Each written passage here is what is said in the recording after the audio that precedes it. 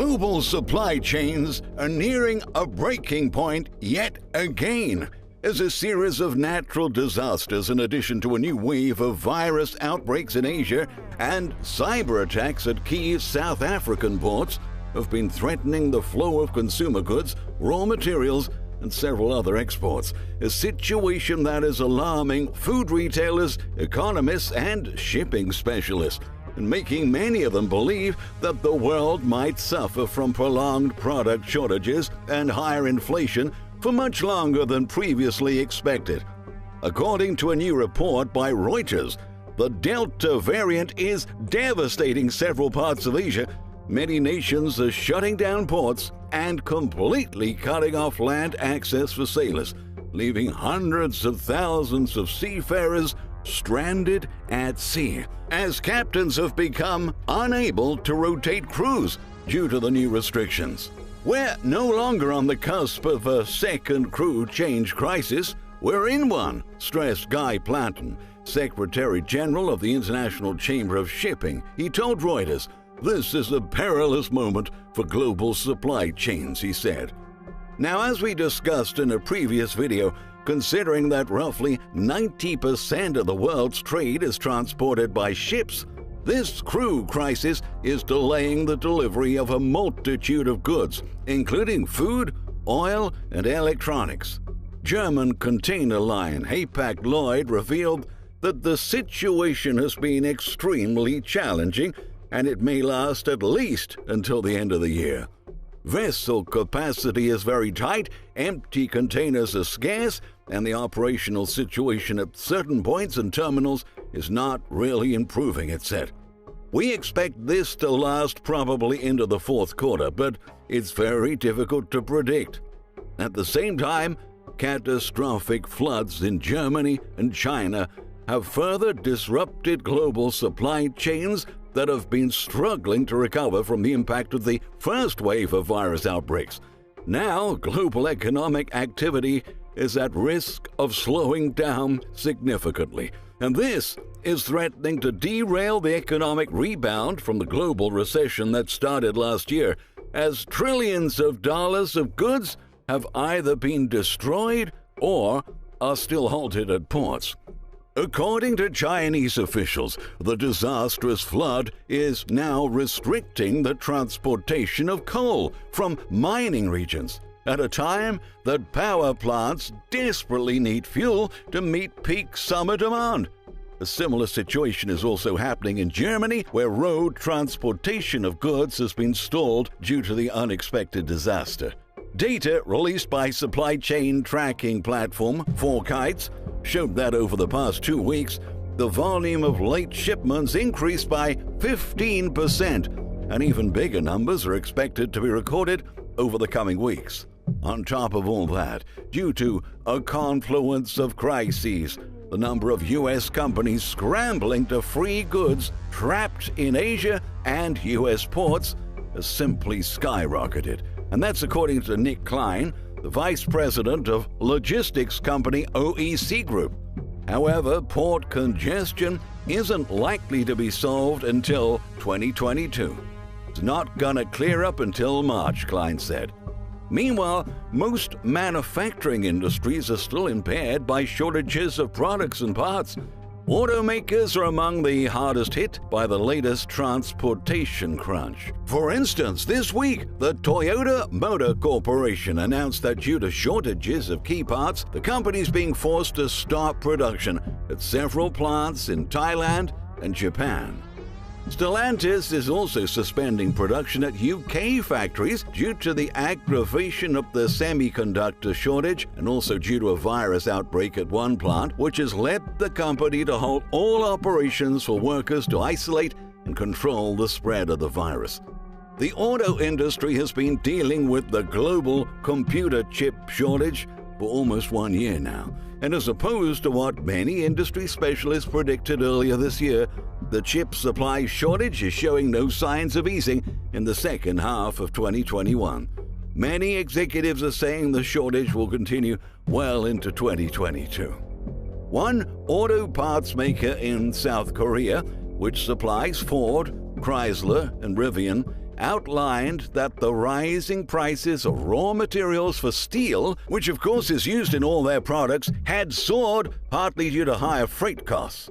When factoring in rising steel and shipping prices, it's costing about 10% more for us to make our products, said one of the company's executives, who declined to be named due to the sensitivity of the matter. Although we are trying to keep our costs low, it has been very challenging. It's just not rising raw materials costs, but also container shipping prices have skyrocketed, he told Reuters. Moreover, it seems that the woes faced by automakers are about to get worse, as a mysterious cyber attack has disrupted container operations at the South African port of Cape Town, also at Durban, the busiest shipping terminal in sub-Saharan Africa. In an email, Cape Town Harbour Carriers Association said to its members, "Please note that the port operating systems have been cyber-attacked. There will be no movement of cargo until the system is restored." Both ports are largely responsible for the delivery of key auto parts across several countries. Local authorities are still investigating the origin of the attack. They said it's created a major backlog at ports that could take months to be cleared. In Europe, the biggest home appliances maker, Electrolux, warned this week that component supply problems have gotten considerably worse, and production at most plants has been compromised. Domino's Pizza have also mentioned that the delayed delivery of essential equipment is affecting the construction of their stores. While global supply chains remain stretched, economists are arguing that the global economy could face an unexpected slowdown. Although consumer demand is at all-time highs, the supply chain crisis is severely affecting the economies of both the United States and China, which combined account for over 40% of global economic output. U.S. data released last Friday exposed that the third and fourth quarter economic outlook is rather bleak. Despite a booming second quarter fueled by high consumer demand and vaccination efforts, for the second half of the year, experts predict a collapse of growth and rising prices for all manner of goods and raw materials. Short-term capacity issues remain a concern, constraining output in many manufacturing and service sector companies, while simultaneously pushing prices higher as demand exceeds supply, as explained by Chris Williamson, the chief business economist at IHS Markit. The firm pointed out that the United States economic activity has already dropped to a 4-month low this month, and inflation concerns are mounting. For the U.S. food industry, product procurement throughout the supply chain remains a major challenge. And according to two National Association of Convenience Stores surveys of U.S.-based convenience retailers and their supplier partners, shortages are expected to continue until 2022. The survey found that beverages were particularly hard to get in the second quarter. 72% of retailers reporting supply disruptions of packaged beverages and 67% reporting supply challenges with beer. At least 38%, that's about 2 in 5 industry suppliers, said they faced significant levels of disruption for materials necessary to create their products. The survey also highlighted that 79% of retailers reported delays with store equipment or hardware deliveries this year, with 41% of them postponing store equipment orders or new store construction remodel projects because of supply chain delays. To make matters worse, 76% or 3 in 4 retailers said it was increasingly hard to fill available positions. Only 2% of retailers surveyed said they did not face hiring problems. The United States is facing a historic labor shortage, which has been limiting not only supply chain operations but overall economic growth, according to 90% of local Chamber of Commerce leaders surveyed by the U.S. Chamber. For U.S. restaurants, the economic recovery isn't looking like a recovery at all. All across the industry, restaurant owners have been struggling with labor shortages, supply chain issues, inflation, and the rising cost of imported goods. Even food chain giant Taco Bell is telling customers it can't complete orders due to the shortages of products. Sorry if we can't feed your current crave. Due to national ingredient shortages and delivery delays, we may be out of some items, the fast food chain wrote in an advisory posted to its webpage. Of course, the chain isn't the only one coping with higher food prices and shortages, and U.S. consumers are likely to see even more acute price hikes at both restaurants and grocery stores. According to the U.S. Food Farmers Report, several pantry staples are hitting record high prices. Canola seed prices hit record highs last week. The price for palm oil surged dramatically after India cut its import tax on the commodity from 15 to 10%.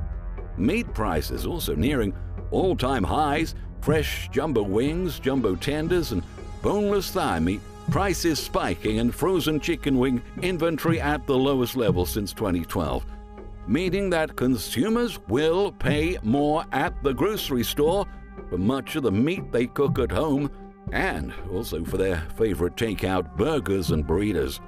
The relentless rise in meat prices is being attributed to the surging cost to feed farm animals whose diets consist of corn and soybeans, two commodities that have seen price increases of roughly 50% this year. As those higher costs are being passed on to consumers and inflationary pressures continue to rise, extreme weather is definitely not helping the equation. Millions of acres of crops are being slammed all across the globe due to natural disasters, threatening to bring further food inflation at a time that costs are already at the highest in almost a decade, and hunger is on the rise. According to a recent Bloomberg report, Brazil's worst frost in 2 decades brought a deadly blow to young coffee trees in the world's biggest grower. Flooding in China's key pork region, inundated farms, raised the threat of animal disease. Scorching heat, drought-crushed crops on both sides of the US-Canada border. And in Europe, torrential rains have sparked the risk of fungal diseases for grains and stalled tractors in soaked fields. No other industry is more vulnerable to weather changes than agriculture. One single disaster can upend a farmer's fortunes overnight. The agricultural industry has become extremely globalized, and this leaves food supply chains in a very precarious situation. When one extreme weather event occurs in one place, it's bound to trickle a ripple effect everywhere. The series of natural disasters underscores what scientists have been warning about for years. Climate change is making it increasingly harder to produce enough food for the world. At this point, some of the poorest nations are already facing devastating food crises. In many cases, the lack of food sparks social and also political tensions.